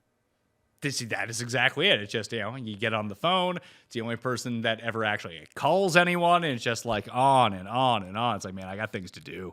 Just like, give me a name. Give me a name and let's move on. This was a huge mistake on my part. I shouldn't have fallen into the trap. I knew it was going to happen too. Don't you hate when that happens, Geoff? You've set yourself up for failure trying to talk to a friend and it's that friend and then just you can't shake them. I assume you're doing an Airbnb because Tim would just be like, that's what a concierge is for, Pat. Well, it's funny. I was going to say, if you stay somewhere with a concierge, they'll look after all of these things for you. That's not necessarily true because if I want to go to a very nice place, I need to make a reservation now, not the day that I show up in the city. Oh, those concierges know everybody. They can get you in. For the right tip, they'll get you wherever you want. Okay, so let me ask you. Have you ever stayed at a place that actually has a concierge? I don't believe so. It's possible that I haven't. Would you ever pay a concierge for a tip to get you a reservation? I would not because I don't care that much about the places that I want to go are not the places I think are going to be so book solid that I need to worry about that. But if the reservation was like critical, you give him $500, $1,000, you get that table. No questions asked. So I can pay $1,000 to go to a restaurant that I could go to for free if I just book it today. Well, but you may not know. I'm just saying the concierge has connections, and for the right price, day of, they'll get you a table. See, that sounds insane. That's what an insane person would do. No, they have those types of connections that they can call favors in. Geoff, if you're a concierge, you're connected to everybody in that community. Like you can get a table for anybody anywhere, and because you've done a million favors for people, and they've done a million favors for you, and that's all part of the hospitality. There's a level of restaurant that the concierge can truly do nothing for you about, though. Like a restaurant that's so popular, they don't need the concierge. But yes, it's good for restaurants to be kind to concierges because they want you recommending it and sending you the never-ending business. Right? So sure. They're usually nice to concierge. The place that I booked only has 22 seats in it. and I was able to get the Not one last of two of the those. seats. So, and it was a top 50 restaurant in the world, apparently. So I wanted to go check one it of out. those. Yeah. So I don't think that the concierge would be able to like squeeze me in when there's no seating. I could also see Tim asking the concierge, like, could you get me a reservation at Pizza Delight? Al Borland, table for one. Well, Tim is one. You find that funny, do you? Tim doesn't really go on vacation, but I can almost guarantee you that if he did, if he went to a very tropical place or to something very foreign to what he is used to, the first place he would go is McDonald's to see what it's like. Yes, I would. When I was in the Tokyo airport, the first thing I did after having been, overseas for a few days, I got to the Tokyo airport and I basically took a beeline to the McDonald's. I couldn't wait to have a quarter pounder in Japan. That's what I wanted. Absolutely. If I was in some foreign country and I'm going to McDonald's, I'm going to Starbucks, I'm going to KFC, I'm going to Burger King, I'm going to Subway, I'm going to go to the places I know. No! I'm not only going to those places. I would absolutely try the local fare as well. Don't get me wrong. I'm open to trying it. But like 75% of the meals I'm taking on that vacation, I'm going to the places that I know, the places that will look after me, the places I'm comfortable with. The other 25% are open to try the local stuff. But for the most part, I'm going to where I know. Can't you just try the stuff and then if you don't like it, that's just like getting a sub from Subway is the last resort. Like, that's the fallback option. You're on vacation. It'll be an extra like $12 or something. No, I'm on vacation. I want to be happy. And what makes me happy is eating the foods that I know that I like. That's like finding something new, different, and awesome can make you happy. My taste buds aren't on a vacation. They don't need to try something different. I don't want to. I'm the person who would go to Subway at the CNE because that's what I want. I'm not interested. Like, there are times where I said I would go to dinner and try the local food, and that would be fine. To some people would say it's embarrassing. I'm in a battle with you. Well, what does that say about you? What does that say about you? Then? You're right. That's what I mean. It's embarrassing. What does that say about how you've acted in the last year that it's close, huh? Maybe you should think on your sins. No, you just grovel. You grovel so hard, you garner sympathy. But I think people are I think by the time the numbers are run. Okay, we'll see. We'll see, I guess. We'll just hearing you, I'm embarrassed. I'm embarrassed for myself that it is close. So it's embarrassing that I would go to Burger King if I went to I'm self-aware. Central America. You're not. At least I can realize there's a level of embarrassment in some of my behavior. Those places exist for people like me to go to when they're on vacation.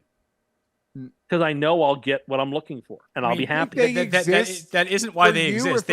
They exist for local people who want fast food. They're not sorry, they're a main character that you didn't show up to the Philippines. They built that McDonald's just for you. No, I'm talking about in the touristy areas where I'd be going, not in the touristy parts of anywhere where I would be visiting. Those places have those fast food places for people like me. I think I don't want to venture. I don't want to explore. Well, what's the point of going anywhere then? Is this why you don't go anywhere? Well, I don't go. Well, I go places. I just don't travel abroad very often. I don't think I've traveled abroad since we went to the Super Bowl. When it was minus 8,000 in Minneapolis. We didn't really do much there. No, we really didn't, even though we were there for a week. Although I had a great time. It was a very, very memorable week, and I enjoyed it. I had the worst week. Well, you had a much different experience than I did. You didn't know. Well, it wasn't that you didn't know, just you weren't free to go to the green room at the exact right time and stuff like that. No, I had to be. I didn't care to wander a mall for 2 hours. No, he had a heavier lift. He had to be on air constantly. I was sort of like freed from many responsibilities to sort of come and go as I pleased. I had to. I was on air for 5 straight hours live, and then I got a half-hour break, and then I was on air again for 4 straight hours live for 5 straight days. I never, ever, Geoff, want to do that again. Although I got to meet Travis Kelce. No. I got to meet Louis Anderson. That is true. Then he died. Classic. And Tim found out what time. We should rerun that video during the Super Bowl or something. And Tim executed perfectly. He found out what time hot food turnover was at the green room. One day, once I missed lunch on the Monday, I said to one of the grizzled vets who worked for some paper in Florida, they had this big pile of like his pork on his 40th plate. Super Bowl. And it was like he'd missed like 3 Super Bowls or something. I said to him, "How did you know when to get here?" He said, "You've got," and he gave me the tip about when you needed to be at the green room to get. I was like, I will never not do this. And the next day, I did exactly as he told me, and I was in the money. There's so much good. The thing about going to cover a Super Bowl is there's so much good free food for you to eat when you're there. I know that sounds kind of elitist, but let me tell you, folks, the free stuff that they'll give you, the donuts, the yogurts, the hot meals, all the drinks that you want, DC, regular Coke, Coke Zero. There's chips, there's nuts, there were nachos. It's a quiet place to get away from the hustle and bustle of the Commons and like just be quiet for a moment. I can't recommend covering a Super Bowl more highly. It was really a great experience. I really enjoyed myself. I really do like the concept of everyone in that room is pretty much working, and Tim is there as accompanying Pat, and he's essentially just on vacation. I mean, I was involved in the opening night. I was working with Pat. We did a lot of stuff recording on media night, but then they fed us halfway. I had the best chicken tenders I've ever eaten in my life in St. Paul in the green room at the Minnesota Wild Hockey Arena. I certainly did my share. I went on. I was like Andy Richter. It was my job to talk to Pat on the couch in between guests. But there was lots of guests lined up. So when I wasn't needed, I was free to go about and check out the Mall of America and eat food at the green room and just hang out. I had no deadlines to meet. I was having fun and contributing in my own way. I love it. No, I'm happy. I love hearing about it. Good for I'm not you. sure I'd ever go back to do a Super Bowl again. I mean, maybe I would, but I don't know that I would. But I'm super happy I had the opportunity to do so because it was a really enjoyable culinary experience for me. I got to enjoy a lot of good stuff, and it was good times. Hot dogs and nachos. What do you mean culinary experience? Just that. There was also the children's menu. No. There was a panoply of things.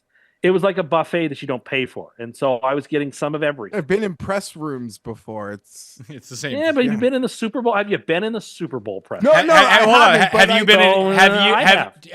you been in any other press rooms, Tim? Yes, when we were there we were not in the press room for the Patriots Chargers game. We were not.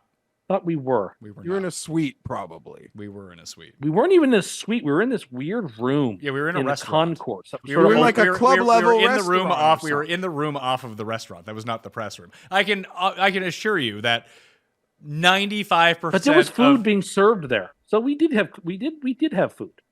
Yeah, that's like more club level seating than press room. Yes, but it was like press food, wasn't it? The only people. No, it wasn't. Anyway. No, people in the clay. It's like a prepaid package. I just remember it was all kinds of bacon for me to eat. Good. They set that up for us because we were doing stuff there that day. But anyway, 95% of press rooms at the Super Bowl press room food wasn't markedly different than any other press room I've ever been in. Well, fair enough. But you didn't get into it very much, and I was into it a lot. So I feel like I'm the most equipped here to talk about what food is like at the Super Bowl press room because I was in it the most.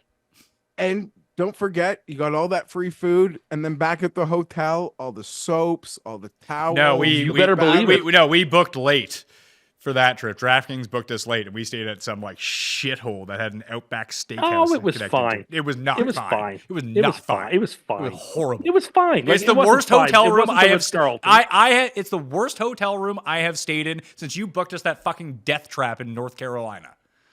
Okay, but hold on. Those two were nothing like each other. They were pretty. This was like a. Well, you booked us a fucking crack den that we had to stay in by the airport in Charlotte. That's also being too harsh. But this place was. Should I get the other people? Should I call the? There was not a 3-star hotel, pal. I don't know what you think in Minneapolis. Yeah, it was a 1.5-star hotel. They had a free breakfast every morning. You would call that breakfast, which I also enjoyed. It was like a continental hot breakfast. It was good. The room was clean. I had an Outback stay. Like it wasn't a fancy hotel, but it was fine. Like it wasn't dirty. It was perfectly clean. I enjoyed myself. Anything. I mean, there was a shuttle that took us, and a lot of people were staying there for the Super Bowl. Yeah, because everything was booked. Like, there was a shuttle. Yes, there was a shuttle. They had to provide one because everything was booked, and it was the Super Bowl. That was really cool. That's always the thing. Like anyone who wants to go to the Super Bowl and is just strictly going for their team, the tickets isn't even your hardest thing. It is literally finding somewhere to sleep. because every hotel room has been within any like half decent radius of the building has been booked for a long time. Getting a hotel room is way harder than getting a ticket to the game. Did you You're have? saying I'll have to book for New Orleans early. That's correct. You should go Next get those year in rooms. New Orleans? You should go get those rooms now. Yeah, between you or your dad, one of you will be able to use the room. Did you want to get to your topic, or should we save that? Because that turned into more than I thought it was going to. Me too. We can save that. But underscoring, the food at the Super Bowl press room is really, really good. Maybe the other press rooms are as good. It was the Radio Row press room. It wasn't like the actual game press room. It was the Radio Row press room. You're right about that. The only other press rooms kind of food I experienced I had was in Foxborough. You said it wasn't really press room food. Yeah, there was a meal that they ordered for us. Something similar. It felt like it was catered the way a press room food. Fair enough. I don't know. I'll plead ignorance on that. But what I will say is that the Super Bowl food was amazing, and I loved it. And they had donuts that they made that were also awesome. And like this French style yogurt that I had a bunch of every day. That was awesome. And like, it was really, really good. I really enjoyed my culinary. I traveled to Minneapolis and I had no desire to go try authentic Minnesotan food. I was well looked after. I'm trying to think what authentic Minnesota food would be. I think it's just tater tots. It may be. I don't know. Tater tots with have you been to Minneapolis, Geoff? No. Tater tots. Instead of fries, just tater tots. It's nice, and then it's too much. Yeah, no, I like tater tots. I haven't. I'd love to roll through Minnesota. It's a little too cold for my liking. I've been to Wisconsin, not for campaigning.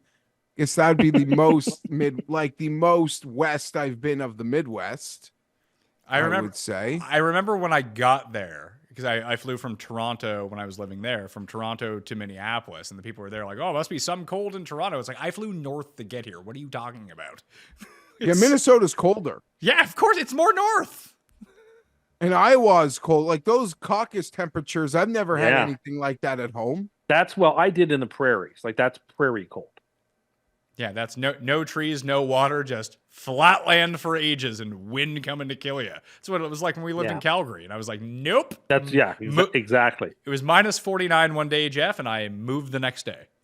Packed up my shit and went home. I feel like the official food of like Minnesota would be like stews or chili, hearty stuff. Chili. Well, we have enough people from Minnesota who watch this show that can most definitely tell us.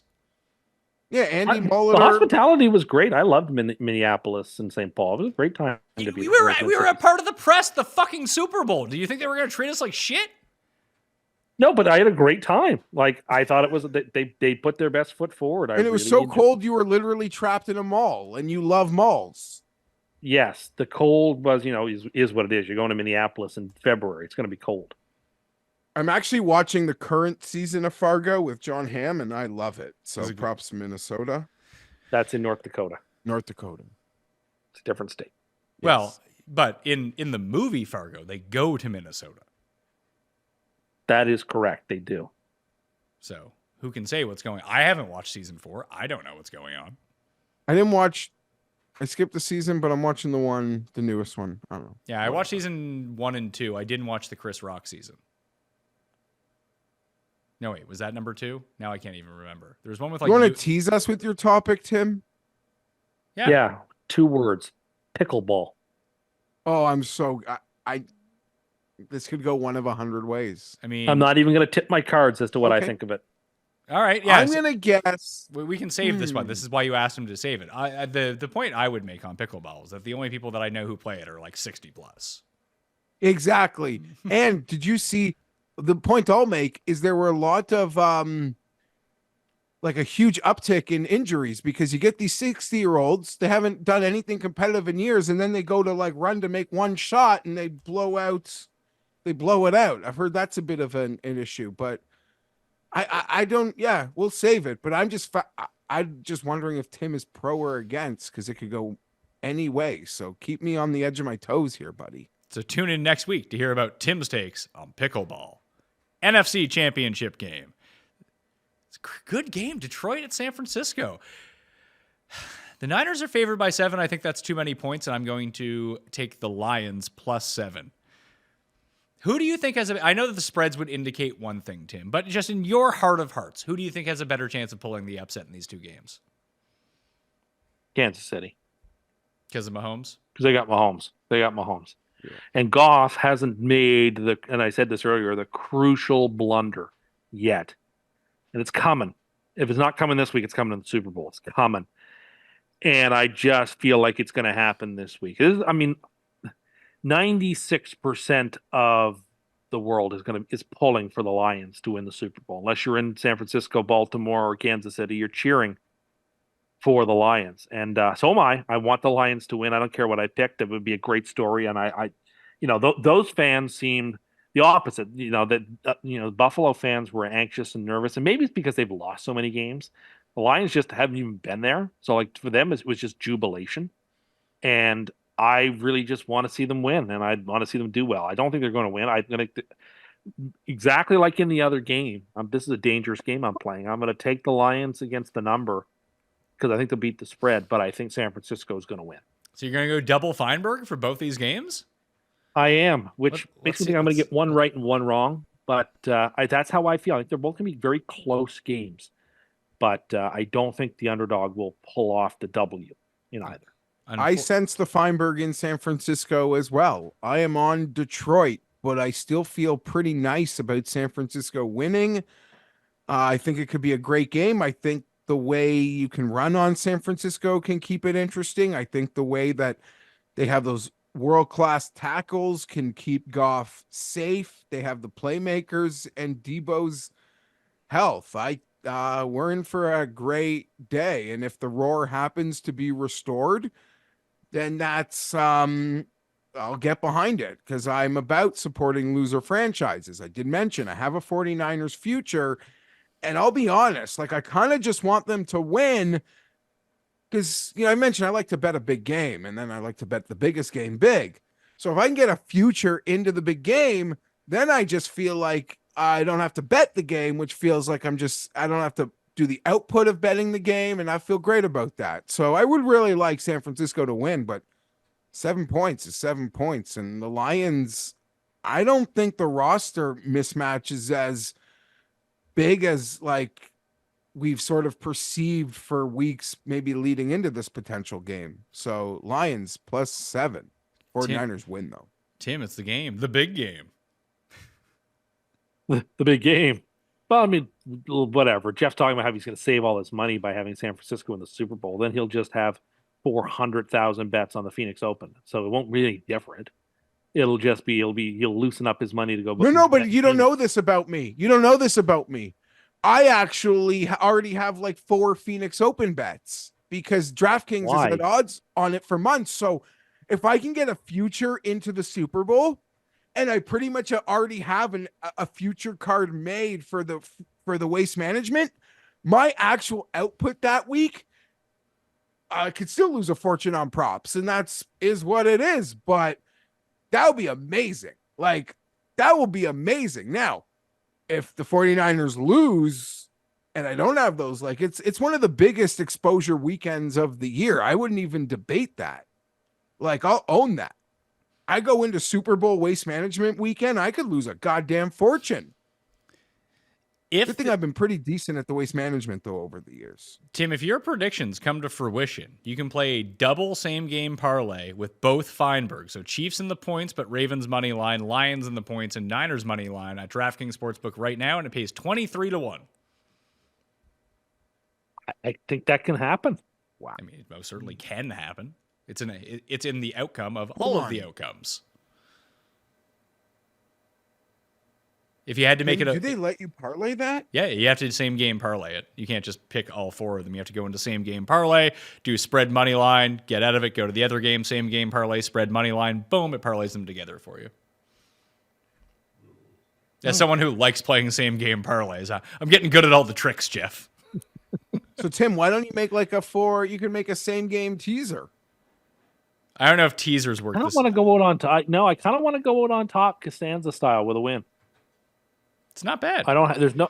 I mean, I would have one if I was certain of one there, but I don't feel there's free money on the board this week. I'm gonna say you're out here trying to be like Costanza, walking out of the room with the win. Jeff's over here playing the big game, pretending to be O'Brien. Who knows what's going on next? Why did you call him O'Brien? Oh, well, see, made a mistake. I'm actually Murphy. He's got a lazy eye, you see. It's a great episode. It's such a weird episode. It's very weird. An episode they wouldn't have made in like the last 2 seasons of the show. But they were still being pretty creative at that point. I guess like season 3. I think it's season 2. I think it's season 2.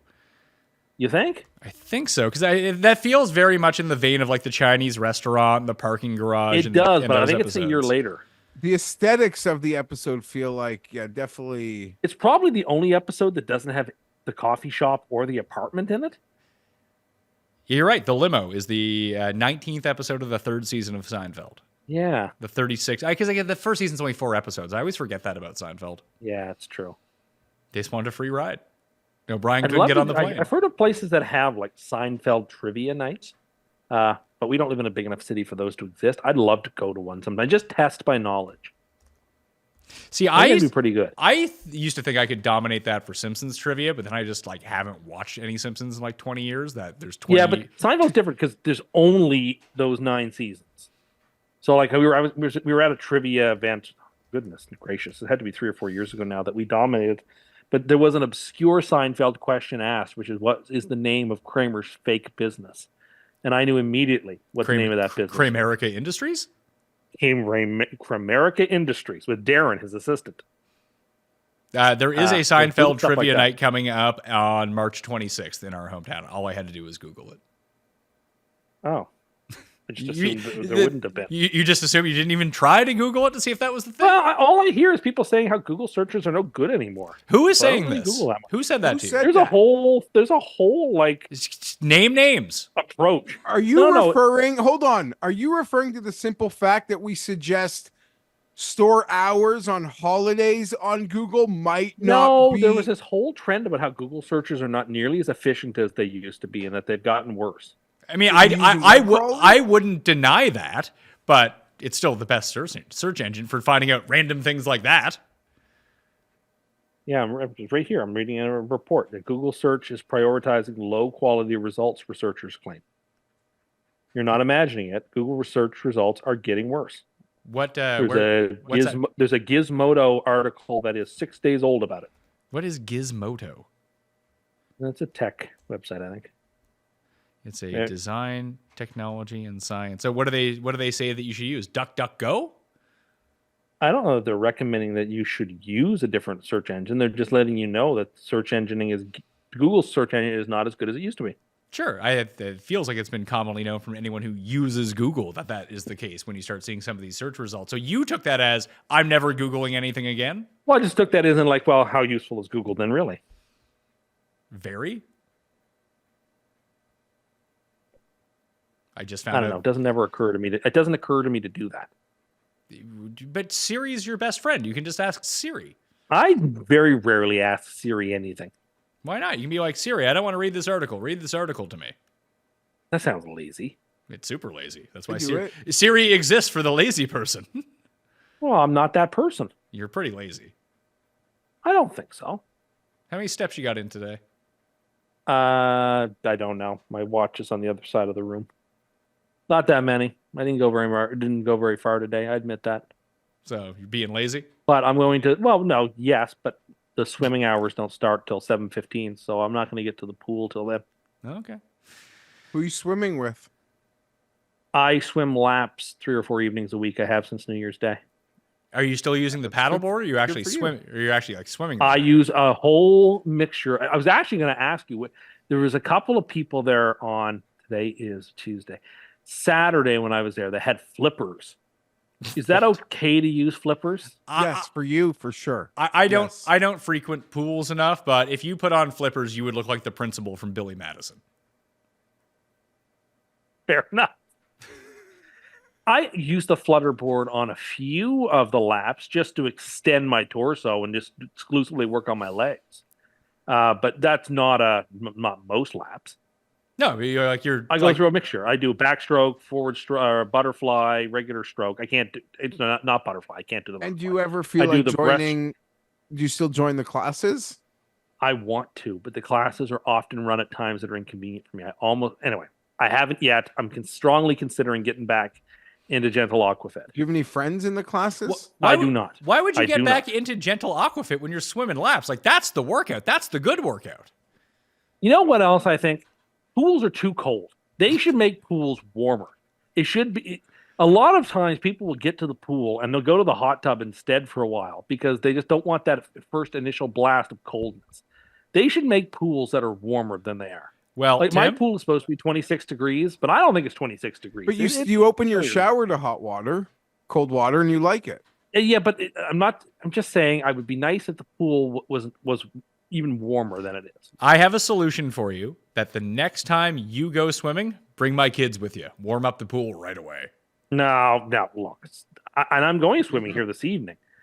It's just I don't like having to jump into that cold water. It's annoying. Do you have a pool in your building? No, there's a health club not far from me that I go swimming at. Well, I'm glad that you're swimming. I like it because it's not highly chlorinated water. They use other cleaners. I don't know how they do it, but it's not a heavy chlorine pool, which I really like. But then you could dye your hair. You can get out of it. There's too much chlorine. Get that blonde look. You could look like Slim Shady. Yes, I could dye myself bleach blonde. Yes, I could do that. That could happen for you. So, all right, let's recap the picks here. I'm on Kansas City and Detroit against the spread. Jeff's got Baltimore and Detroit against the spread, and Kansas City and Detroit for Tim, Kansas City and San Francisco for the coin. Are you guys going? How do you guys want to settle the Super Luck? Will you agree to tie, or what do you want to do? Will we force you to make a pick this week? Well, if he's going to take Baltimore, I'll just take Kansas City and end this thing. The Chiefs have been riding them all playoffs, so why get off that train now? Would you agree to that, Geoff? Whatever. So what? He beats me by a game, or you beat him by a game. I'm a sane person. Work.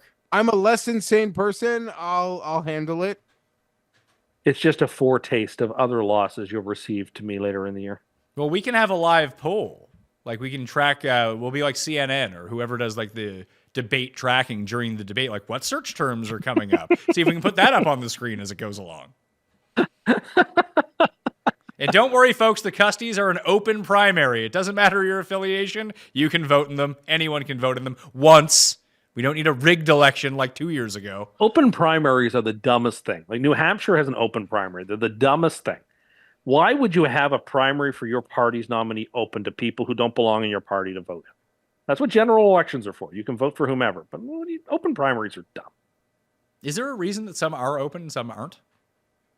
I'm sure it has to do with the composition of the legislature when they put together the primary system, and also probably the degree of independence that are in that state. For example, New Hampshire would have a high percentage. Yeah, it would have a high percentage. Very independent state. Yeah.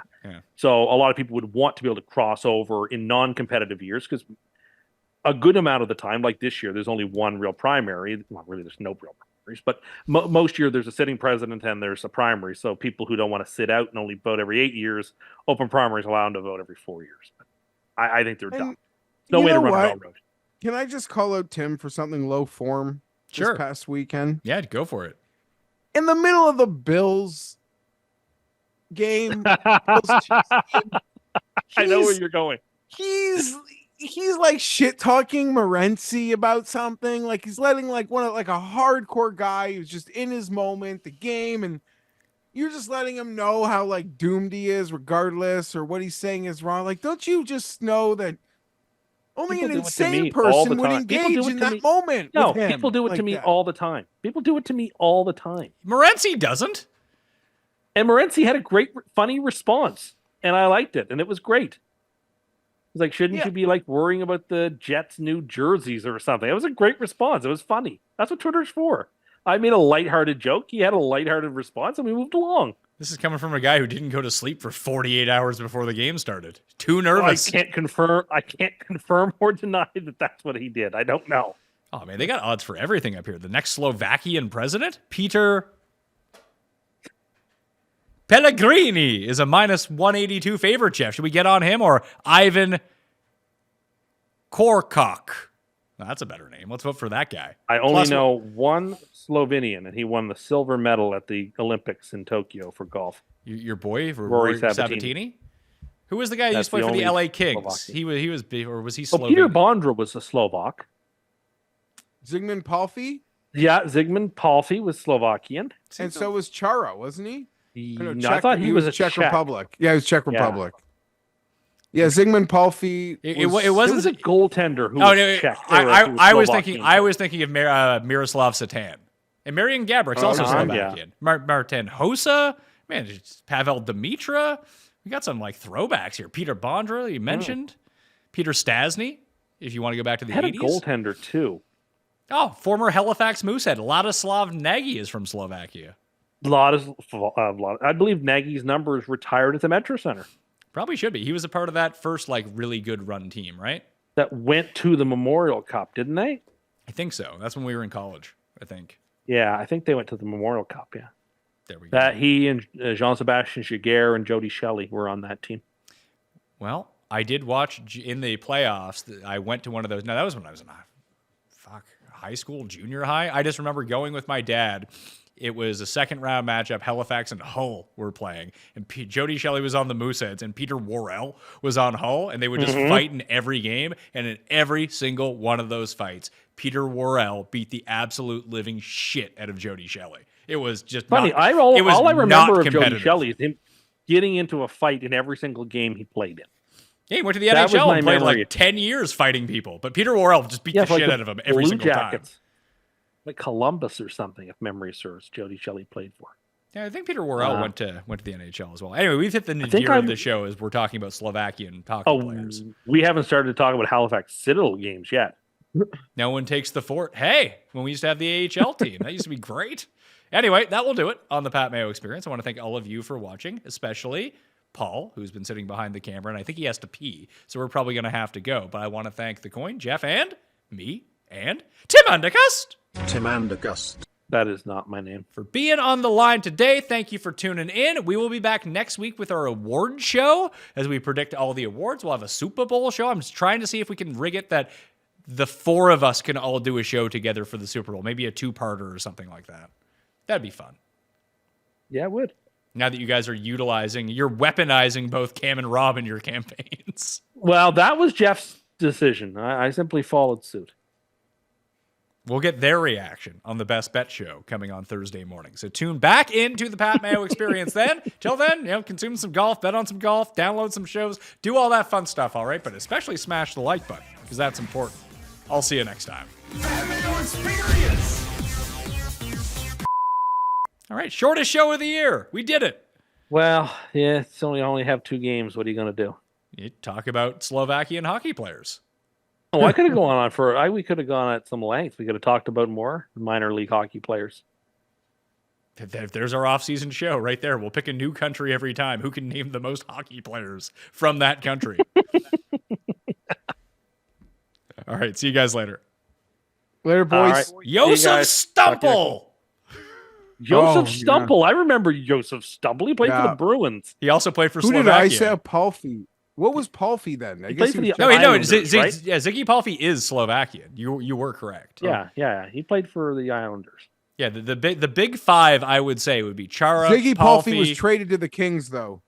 Miroslav Satan, Gabrick, and Hossa would be your big five, I think. Looking at this, bigger than Bondra. Yeah, Bondra was. I mean, did that Caps team ever go to the finals? They did. And they got swept. Yeah, that was Detroit. That was in 2000. That was the Adam Oates team. 1998. Was it 98? Really, man. Yeah, all the years are starting to blend together for me. Yeah. There we go. All right, see you guys later. Yeah, we could do a throwback 1990s hockey conversation when we all used to watch it. How many Hartford Whalers can you name? We'll save that. Jeff Francis, Ron Francis, sorry. Chris Pronger. Yeah, Chris Pronger. That's a good one. Did he ever play for Hartford, or was he just drafted by Hartford? Yeah, he did. He did. Jean-Sébastien Giguère played for Craig the Whalers. Janney. Yes, Craig Janney. I feel like Adam Oates played for them too. Keith Primo. Yes. All right, I gotta go. Jeff Sanderson. Jeff Sanderson. Jeff O'Neill. Russ Courtnall. Experience.